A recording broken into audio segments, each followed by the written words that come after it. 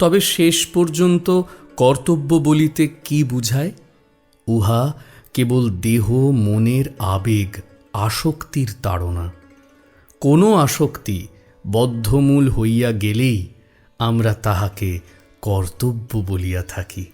দৃষ্টান্ত স্বরূপ, যেসব দেশে বিবাহ নাই সেসব দেশে স্বামী স্ত্রীর মধ্যে কোনো কর্তব্যও নাই।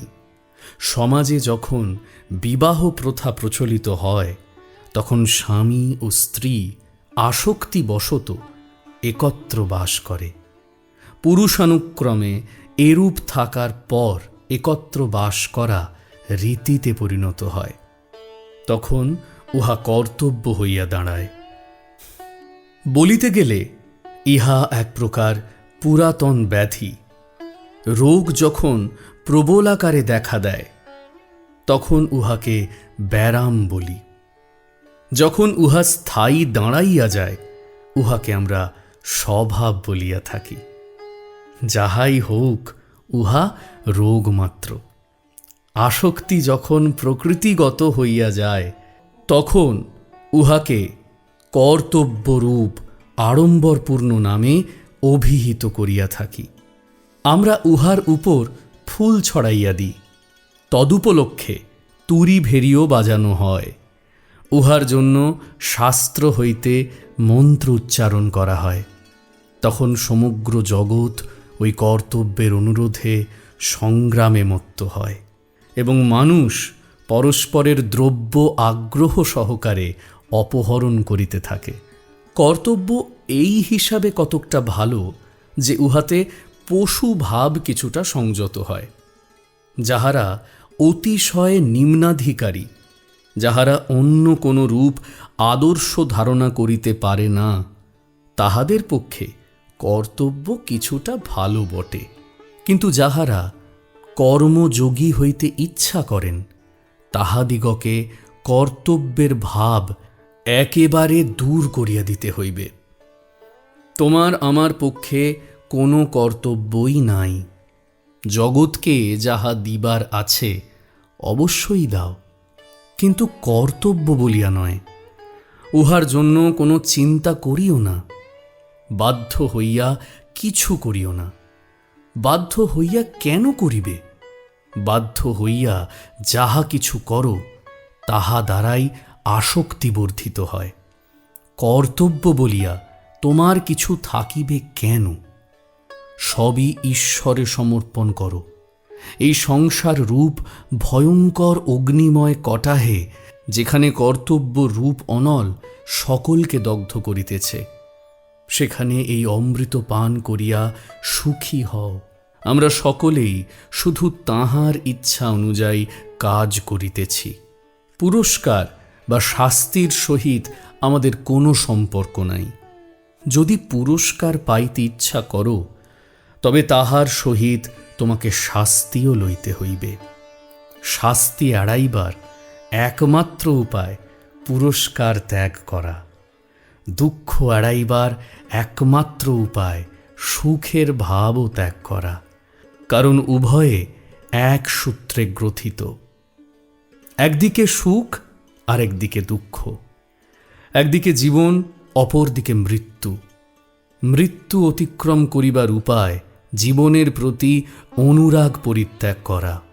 জীবন ও মৃত্যু একই জিনিস, শুধু বিভিন্ন দিক হইতে দেখা। অতএব দুঃখ শূন্য সুখ এবং মৃত্যুহীন জীবন কথাগুলি বিদ্যালয়ের ছেলেদের ও শিশুগণের পক্ষেই ভালো। কিন্তু চিন্তাশীল ব্যক্তি দেখেন বাক্যগুলি স্ববিরোধী। সুতরাং তিনি দুই পরিত্যাগ করেন। যাহা কিছু করো তার জন্য কোনো প্রশংসা বা পুরস্কারের আশা করিও না। ইহা অতি কঠিন। আমরা যদি কোনো ভালো কাজ করি অমনি তাহার জন্য প্রশংসা চাহিতে আরম্ভ করি। যখনই আমরা কোনো চাঁদা দিই তাহার জন্য প্রশংসা চাহিতে আরম্ভ করি। যখনই আমরা কোনো চাঁদা দিই অমনি আমরা দেখিতে ইচ্ছা করি কাগজে আমাদের নাম প্রচারিত হইয়াছে। এইরূপ বাসনার ফল অবশ্যই দুঃখ। জগতের শ্রেষ্ঠ মানবগণ অজ্ঞাতভাবেই চলিয়া গিয়াছেন। যে সকল মহাপুরুষের সম্বন্ধে জগৎ কিছুই জানে না, তাহাদিগের সহিত তুলনায় আমাদের পরিচিত বুদ্ধগণ ও খ্রিস্টগণ দ্বিতীয় শ্রেণীর ব্যক্তি মাত্র। এইরূপ শত শত ব্যক্তি প্রতি দেশে আবির্ভূত হইয়া নীরবে কাজ করিয়া গিয়াছেন। নীরবে তাহারা জীবন যাপন করিয়া নীরবে চলে যান। সময়ে তাহাদের চিন্তা রাশি বুদ্ধ ও খ্রিস্টের মতো মহামানবে ব্যক্ত ভাব ধারণ করে। এই শেষোক্ত ব্যক্তিগণই আমাদের নিকট পরিচিত হন। শ্রেষ্ঠ মহাপুরুষগণ তাহাদের জ্ঞানের জন্য কোনো নাম যশ আকাঙ্ক্ষা করেন নাই। তাহারা নিজেদের জন্য কিছু দাবি করেন না। নিজেদের নামে কোনো সম্প্রদায় বা ধর্মমত স্থাপন করিয়া যান না। তাহাদের সমগ্র প্রকৃতি সংকুচিত হয়। তাহারা শুদ্ধ সাত্ত্বিক। তাহারা কখনো কোনো আন্দোলন সৃষ্টি করিতে পারেন না। তাহারা কেবল প্রেমে গলিয়া যান। আমি এইরূপ একজন যোগী দেখিয়াছি গাজীপুরের পওহারী বাবা। তিনি ভারতে এক গুহায় বাস করেন। আমি যত আশ্চর্য মানুষ দেখিয়াছি, তিনি তাহাদের অন্যতম। তিনি তাহার ব্যক্তিগত আমিত্বের ভাব এমনভাবে বিলুপ্ত করিয়াছেন যে অনায়াসেই বলিতে পারা যায় তাহার মনুষ্য ভাব একেবারে চলিয়া গিয়াছে। পরিবর্তে শুধু ব্যাপক ঈশ্বরীয় ভাব তাহার হৃদয়ে জুড়িয়া রহিয়াছে। যদি কোনো প্রাণী তাহার এক হাত দংশন করে, তিনি তাহাকে অপর হাতটিও দিতে প্রস্তুত এবং বলেন, ইহা প্রভুর ইচ্ছা। যাহা কিছু তাহার কাছে আসে, তিনি মনে করেন সবই প্রভুর নিকট হইতে আসিয়াছে। তিনি লোকের সম্মুখে বাহির হন না, অথচ তিনি প্রেম, সত্য ও মধুর ভাবরাশির অফুরন্ত ভাণ্ডার। তারপর অপেক্ষাকৃত অধিক রজঃশক্তি সম্পন্ন বা সংগ্রামশীল পুরুষগণের স্থান। তাহারা সিদ্ধ পুরুষগণের ভাবরাশি গ্রহণ করিয়া জগতে প্রচার করেন। শ্রেষ্ঠ পুরুষগণ সত্য ও মহান ভাবরাশি নীরবে সংগ্রহ করেন এবং বুদ্ধ খ্রিস্টগণ সেই সব ভাব স্থানে স্থানে গিয়া প্রচার করেন এবং তদুদ্দেশ্যে কাজ করেন। গৌতম বুদ্ধের জীবনচরিতে আমরা দেখতে পাই, তিনি সর্বদাই নিজেকে পঞ্চবিংশ বুদ্ধ বলিয়া পরিচয় দিতেছেন। তাহার পূর্বে যে 24 জন বুদ্ধ হইয়া গিয়াছেন, ইতিহাসে তাহারা অপরিচিত। কিন্তু ইহা নিশ্চিত যে ঐতিহাসিক বুদ্ধ তাহাদের স্থাপিত ভিত্তির উপরই নিজ ধর্মপ্রাসাদ নির্মাণ করিয়া গিয়াছেন। শ্রেষ্ঠ পুরুষগণ শান্ত, নীরব ও অপরিচিত। তাহারা জানেন ঠিক ঠিক চিন্তার শক্তি কত দূর। তাহারা নিশ্চিতভাবে জানেন, যদি তাহারা কোনো গুহায় দ্বার বন্ধ করিয়া 5টি সৎ চিন্তা করেন, তাহা হইলে সেই 5টি চিন্তা অনন্তকাল ধরিয়া থাকিবে।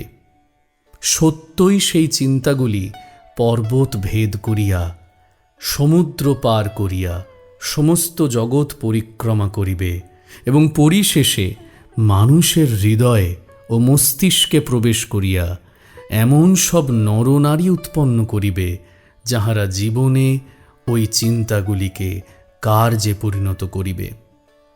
পূর্বোক্ত সাত্ত্বিক ব্যক্তিগণ ভগবানের এত নিকটে অবস্থান করেন যে তাহাদের পক্ষে সংগ্রাম মুখর কর্ম করিয়া জগতে পরোপকার, ধর্মপ্রচার প্রভৃতি কর্ম করা সম্ভব নয়। কর্মীরা যতই ভালো হউন না কেন, তাহাদের মধ্যে কিছু না কিছু অজ্ঞান থাকিয়া যায়। যতক্ষণ পর্যন্ত আমাদের স্বভাবে একটু মলিনতা অবশিষ্ট থাকে, ততক্ষণই আমরা কর্ম করিতে পারি।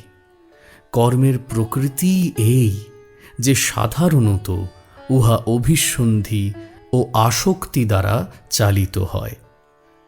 সদা ক্রিয়াশীল বিধাতা চড়াই পাখিটির পতন পর্যন্ত লক্ষ্য করিতেছেন, তাহার সমক্ষে মানুষ তাহার নিজ কার্যের উপর এতটা গুরুত্ব আরোপ করে কেন?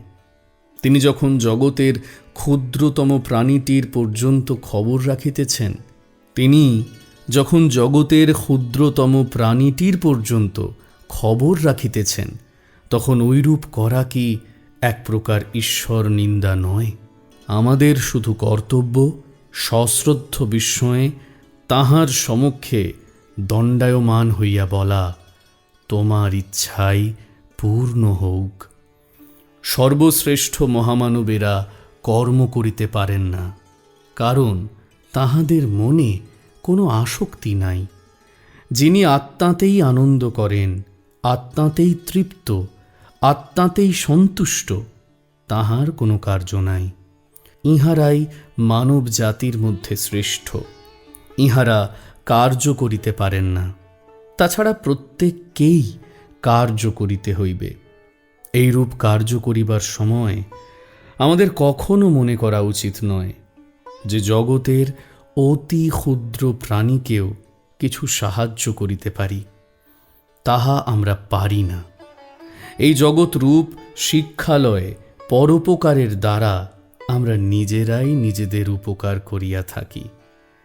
কর্ম করিবার সময় এইরূপ ভাব অবলম্বন করাই কর্তব্য।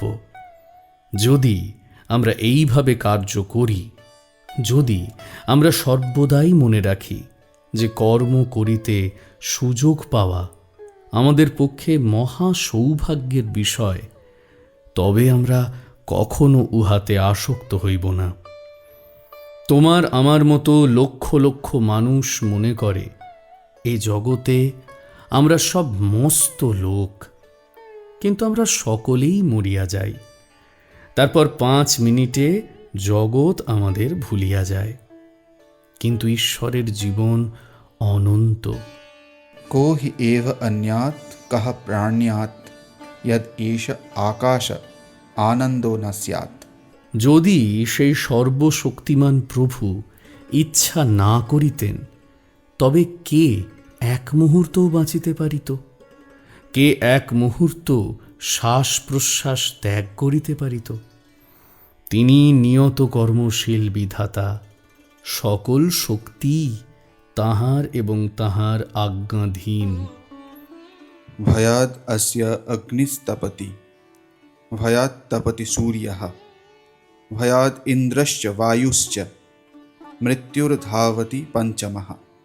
তাহার আজ্ঞায় বায়ু বহিতেছে, সূর্য কিরণ দিতেছে, পৃথিবী বিধৃত রহিয়াছে এবং মৃত্যু জগতী তলে বিচরণ করিতেছে।